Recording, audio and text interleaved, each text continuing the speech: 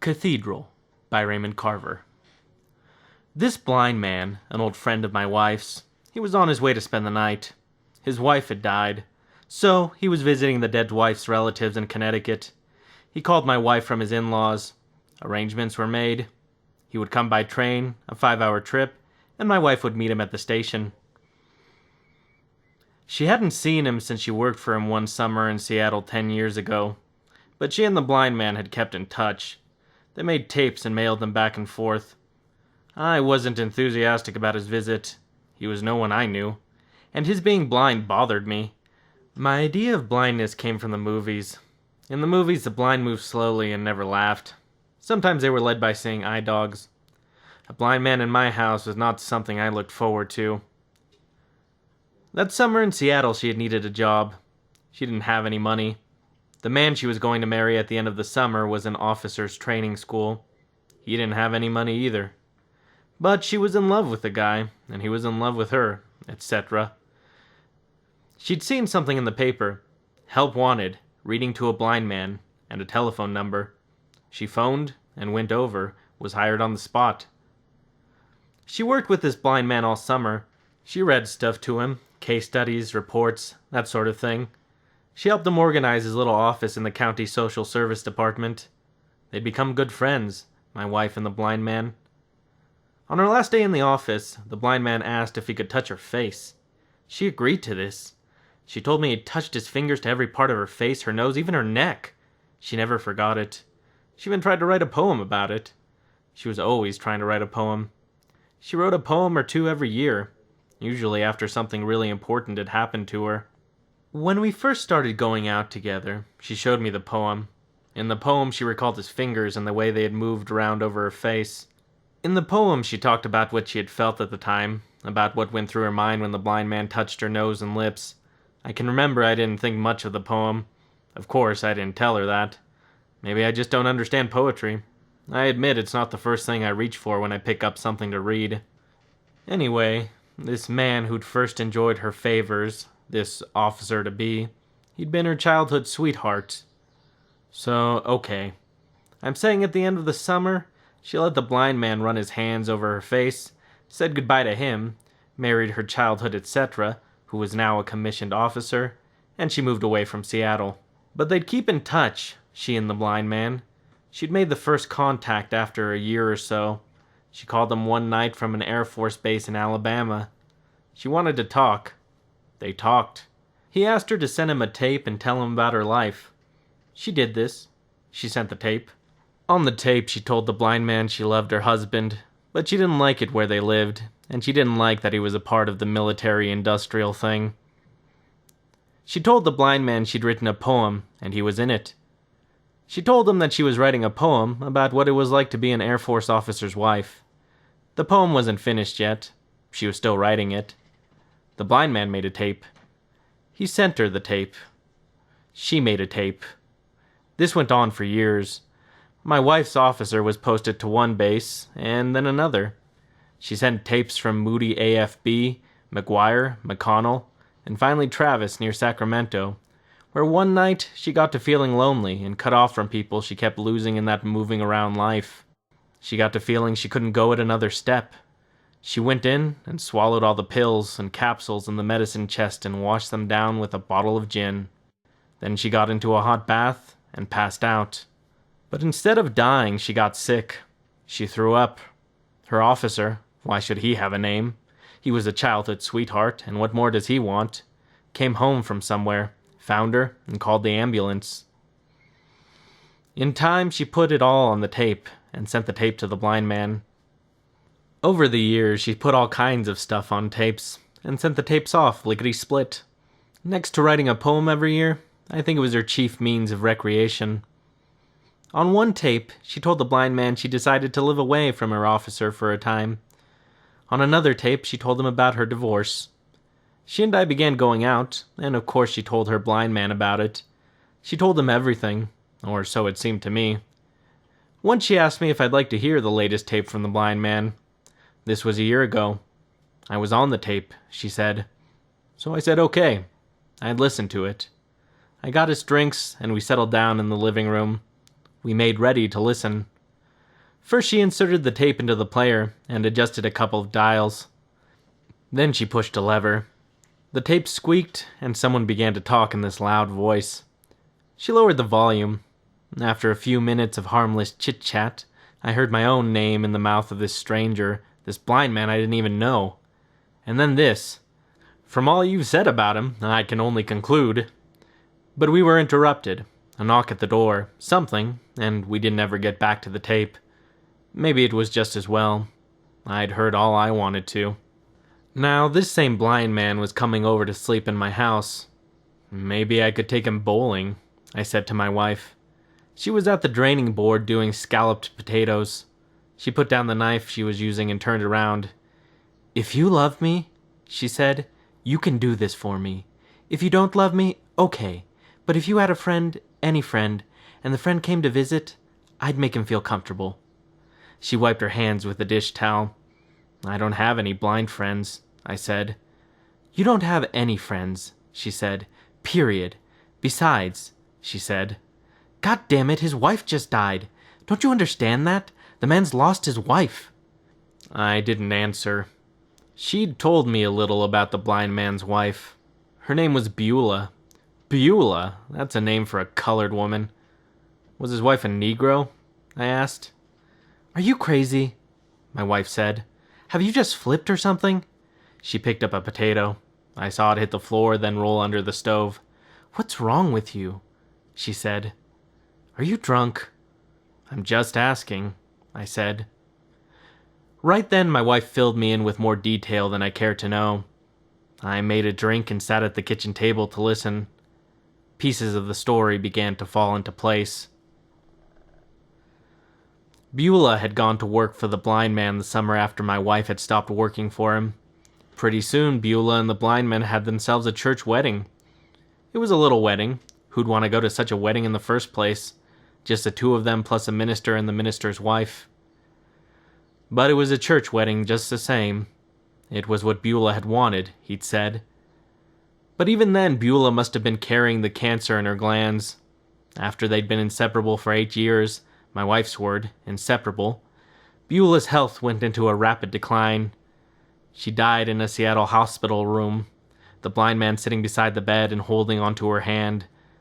They'd married, lived, and worked together, slept together, had sex, sure, and then the blind man had to bury her. All this without his having ever seen what the goddamn woman looked like. It was beyond my understanding. Hearing this, I felt sorry for the blind man, for a little bit. And then I found myself thinking what a pitiful life this woman must have led. Imagine, a woman who could never see herself as she was seen in the eyes of her loved one. A woman who could go on day after day and never receive the smallest compliment from her beloved. A woman whose husband could never read the expression on her face, be it misery or something better. Someone who could wear makeup, or not. What difference to him? She could, if she wanted, wear green eyeshadow around one eye, a straight pin in her nostril, yellow slacks, and purple shoes. No matter. And then to slip off into death. The blind man's hand on her hand, his blind eyes streaming tears. I'm imagining now. Her last thought may be this, that he never even knew what she looked like, and she on an express to the grave. Robert was left with a small insurance policy and half of a 20 peso Mexican coin. The other half of the coin went into the box with her. Pathetic. So when the time rolled around, my wife went to the depot to pick him up. With nothing to do but wait. Sure, I blamed him for that. I was having a drink and watching the TV when I heard the car pull into the drive. I got up from the sofa with my drink and went to the window to have a look. I saw my wife laughing as she parked the car. I saw her get out of the car and shut the door. She was still wearing a smile. Just amazing. She went around to the other side of the car to where the blind man was already starting to get out. This blind man, feature this, he was wearing a full beard. A beard on a blind man. Too much, I say. The blind man reached into the back seat and dragged out a suitcase. My wife took his arm, shut the car door, and, talking all the way, moved him down the drive and then up the steps to the front porch. I turned off the TV. I finished my drink, rinsed the glass, dried my hands. Then I went to the door. My wife said, "I want you to meet Robert. Robert, this is my husband. I've told you all about him." She was beaming. She had this blind man by his coat sleeve.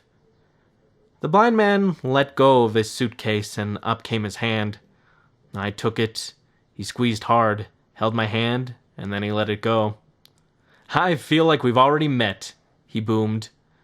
"Likewise," I said. I didn't know what else to say. Then I said, "Welcome. I've heard a lot about you." We began to move then, a little group, from the porch into the living room, my wife guiding him by the arm. The blind man was carrying his suitcase in his other hand. My wife said things like, "To your left here, Robert. That's right. Now watch it. There's a chair.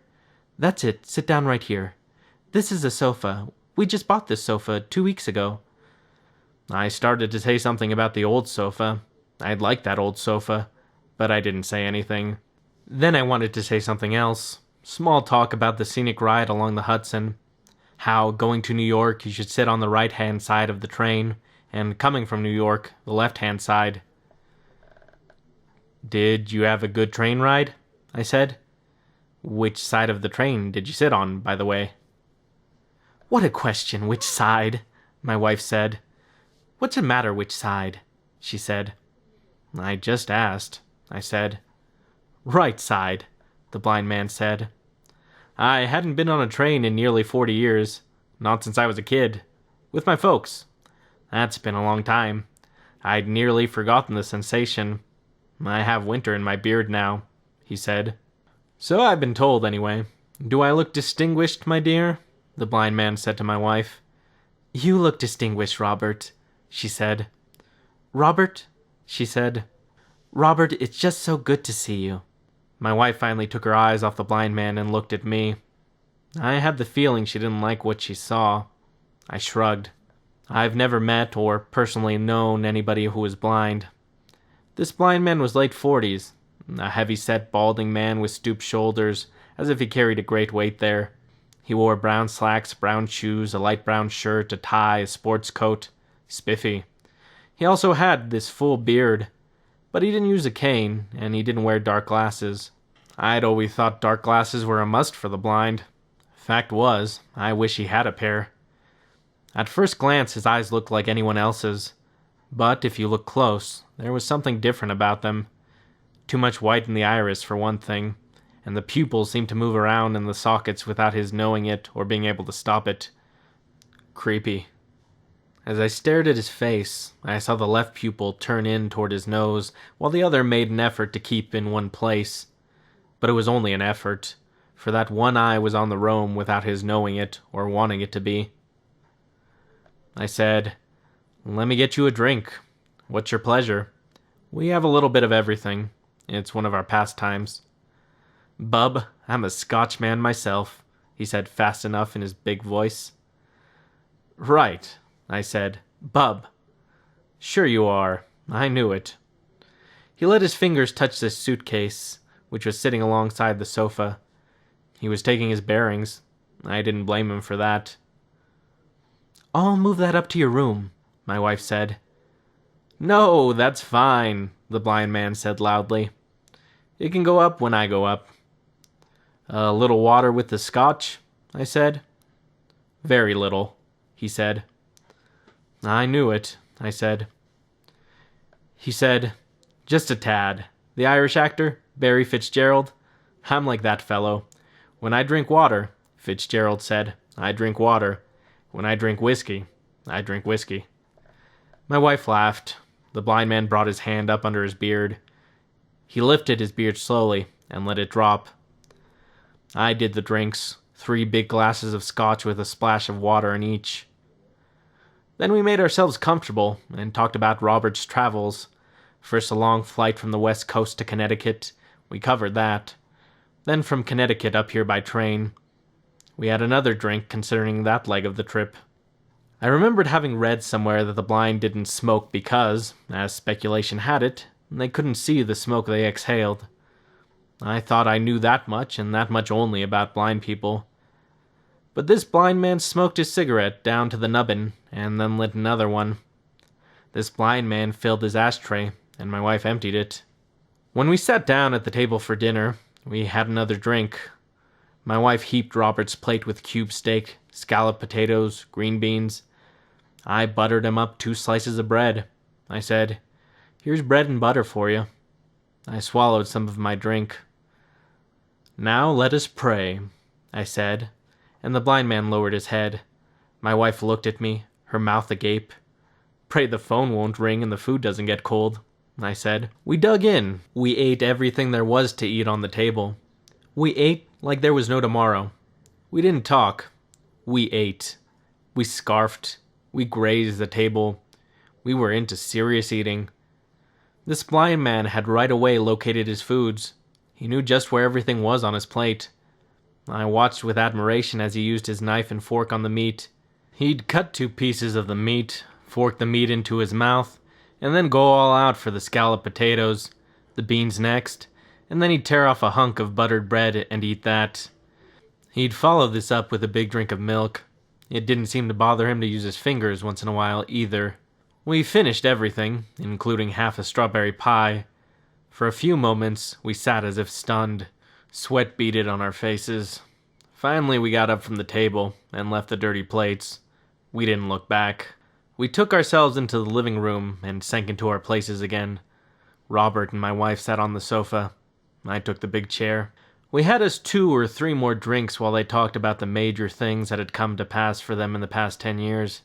For the most part, I just listened. Now and then I joined in. I didn't want him to think I'd left the room, and I didn't want her to think I was feeling left out. They talked of things that had happened to them. To them! These past 10 years. I waited in vain to hear my name on my wife's sweet lips. And then my dear husband came into my life. Something like that. But I heard nothing of the sort. More talk of Robert. Robert had done a little of everything, it seemed. A regular blind jack of all trades. But most recently, he and his wife had had an away distributorship, from which, I gathered, they'd earned a living, such as it was. The blind man was also a ham radio operator. He talked in his loud voice about conversations he'd had with fellow operators in Guam, in the Philippines, in Alaska, and even in Tahiti.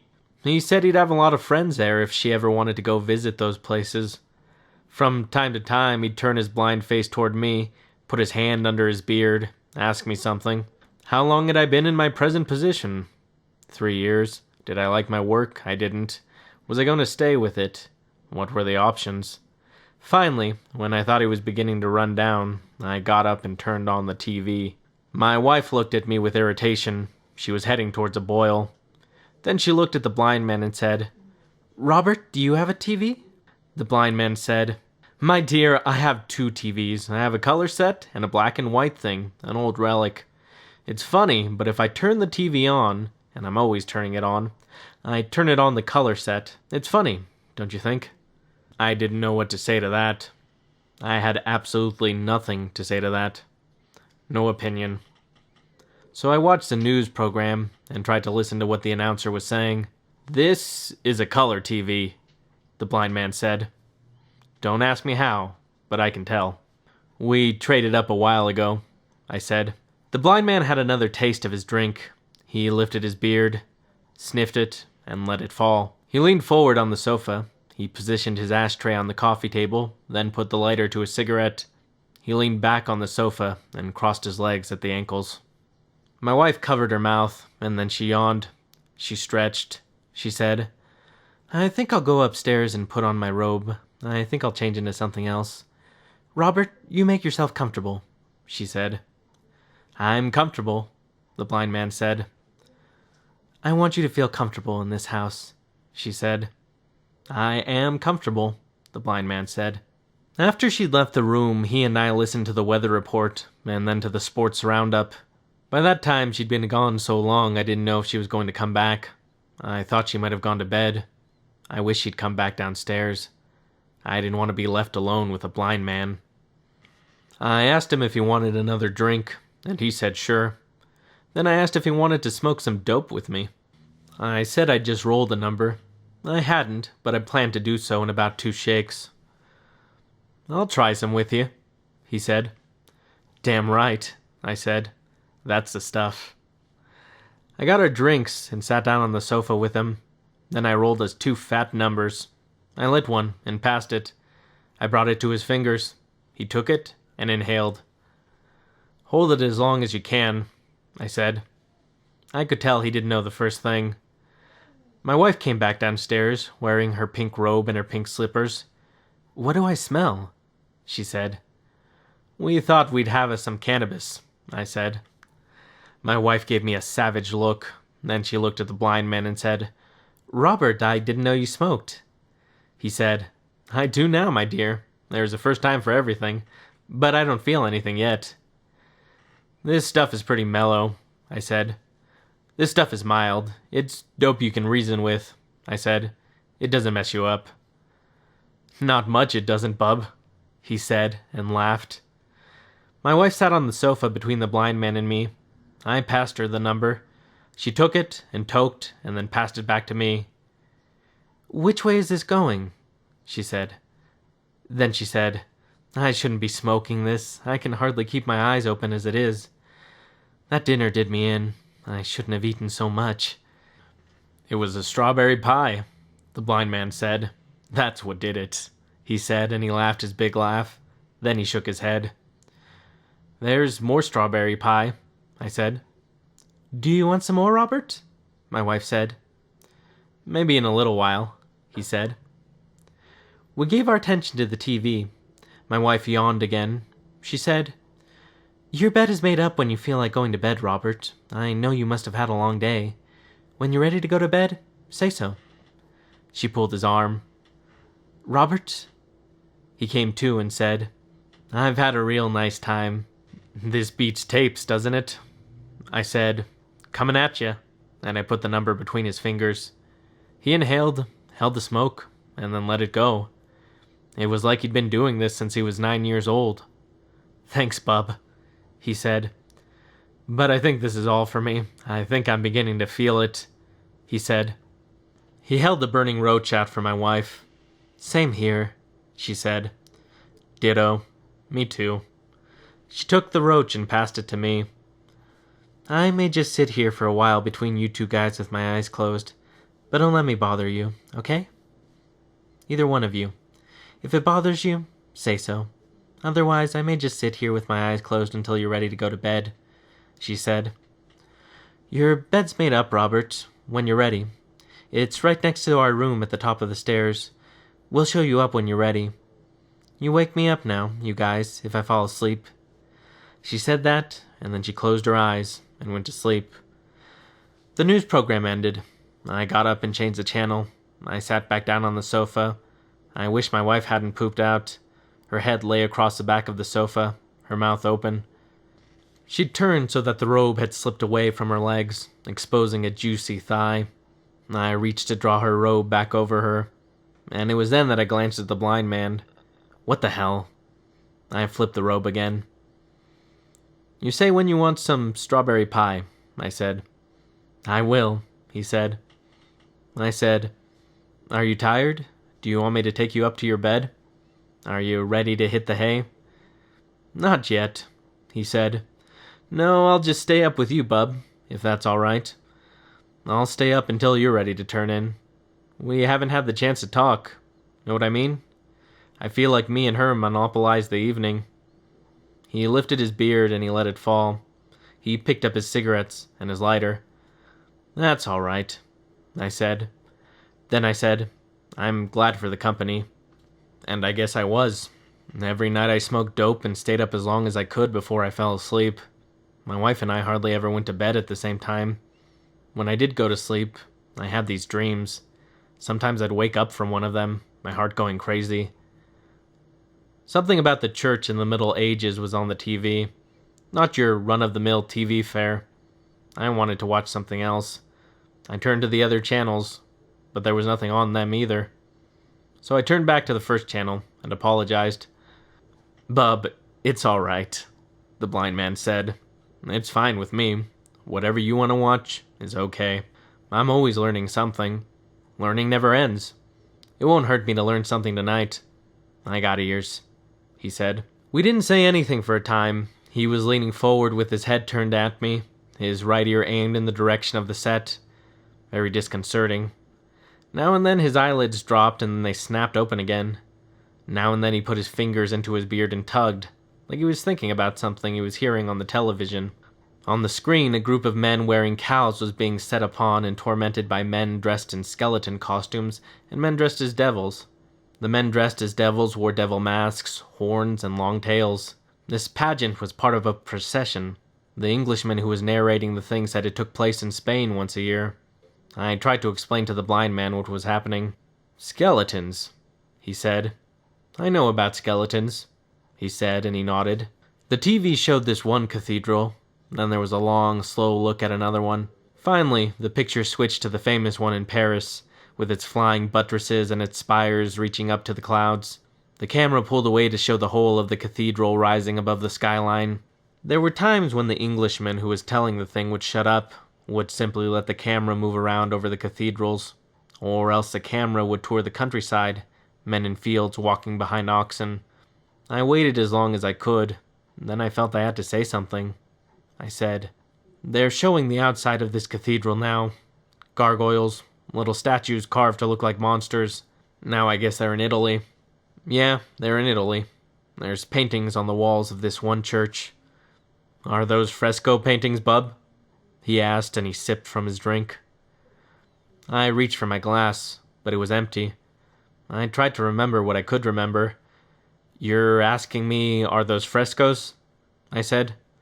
"That's a good question. I don't know." The camera moved to a cathedral outside Lisbon. The difference in the Portuguese cathedral compared with the French and Italian were not that great, but they were there. Mostly the interior stuff. Then something occurred to me, and I said, "Something has occurred to me. Do you have any idea what a cathedral is? What they look like, that is. Do you follow me? If somebody says cathedral to you, do you have any notion what they're talking about? Do you know the difference between that and a Baptist church, say?" He let the smoke dribble from his mouth. "I know they took hundreds of workers 50 or 100 years to build," he said. "I just heard the man say that, of course. I know generations of the same families worked on a cathedral. I heard him say that, too. The men who began their life's work on them, they never lived to see the completion of their work. In that way, bub, they're no different from the rest of us, right?" He laughed. Then his eyelids drooped again. His head nodded. He seemed to be snoozing. Maybe he was imagining himself in Portugal. The TV was showing another cathedral now. The Englishman's voice droned on. "Cathedrals," the blind man said. He sat up and rolled his head back and forth. "If you want the truth, bub, that's about all I know. What I just said. What I heard him say. But maybe you could describe one to me. I wish you'd do it. I'd like that. If you want to know, I really don't have a good idea." I stared hard at the shot of the cathedral on the TV. How could I even begin to describe it? But say my life depended on it. Say my life was being threatened by an insane guy who said I had to do it, or else. I stared some more at the cathedral before the picture flipped off into the countryside. There was no use. I turned to the blind man and said, "To begin with, they're very tall." I was looking around the room for clues. "They reach way up and up, toward the sky. They're so big, some of them, they have to have these supports to help hold them up, so to speak. These supports are called buttresses. They remind me of viaducts for some reason. But maybe you don't know viaducts either. Sometimes the cathedrals have devils and such carved into the front. Sometimes lords and ladies. Don't ask me why this is," I said. He was nodding. The whole upper part of his body seemed to be moving back and forth. "I'm not doing so good, am I?" I said. He stopped nodding and leaned forward on the edge of the sofa. As he listened to me, he was running his fingers through his beard. I wasn't getting through to him. I could see that. But he waited for me to go on just the same. He nodded, like he was trying to encourage me. I tried to think what else to say. "They're really big," I said. "They're massive. They're built of stone. Marble, too, sometimes. In those olden days, when they built cathedrals, men wanted to be close to God. In those olden days, God was an important part of everyone's life.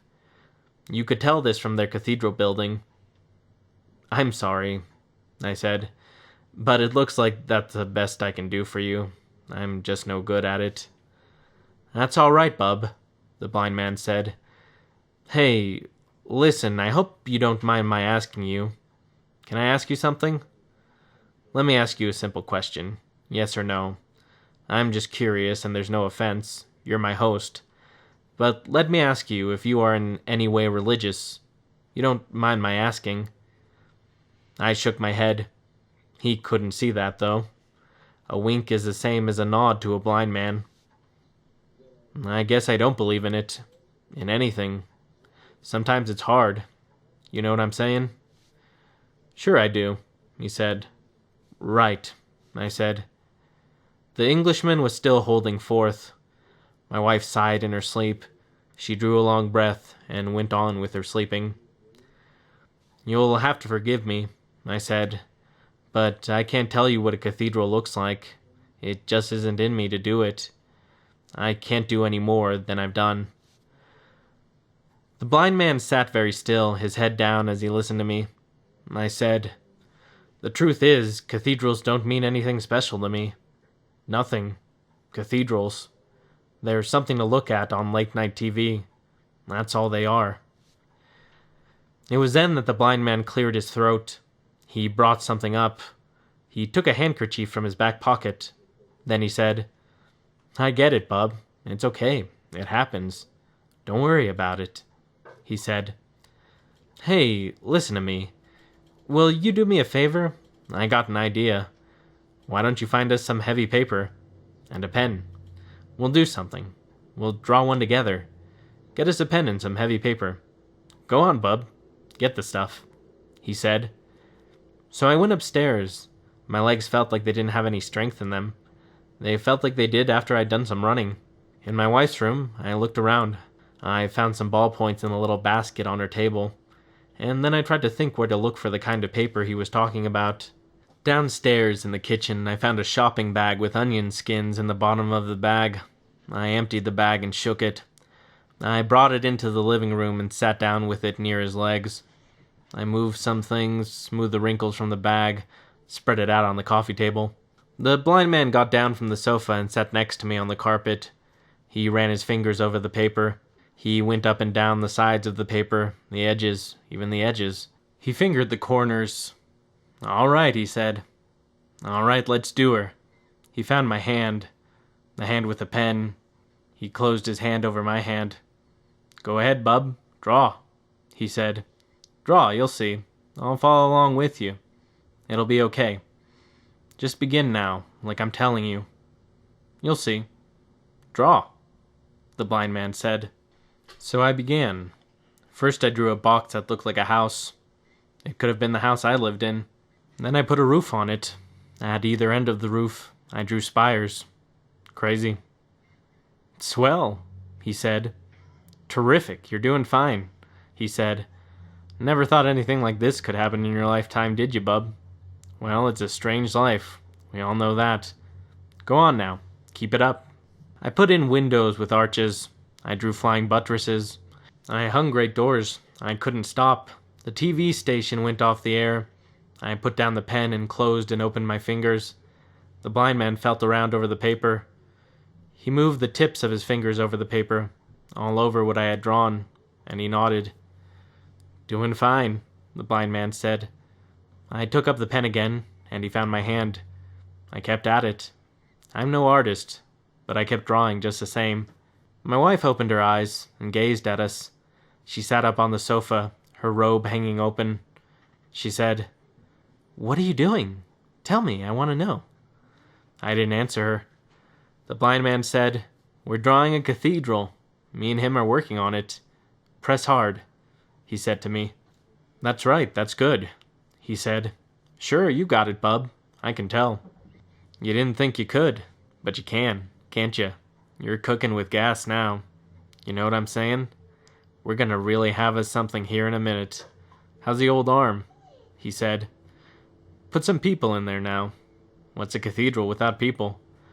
My wife said, What's going on? Robert, what are you doing? What's going on? It's all right, he said to her. Close your eyes now, the blind man said to me. I did it. I closed them just like he said. Are they closed? He said. Don't fudge. They're closed, I said. Keep them that way, he said.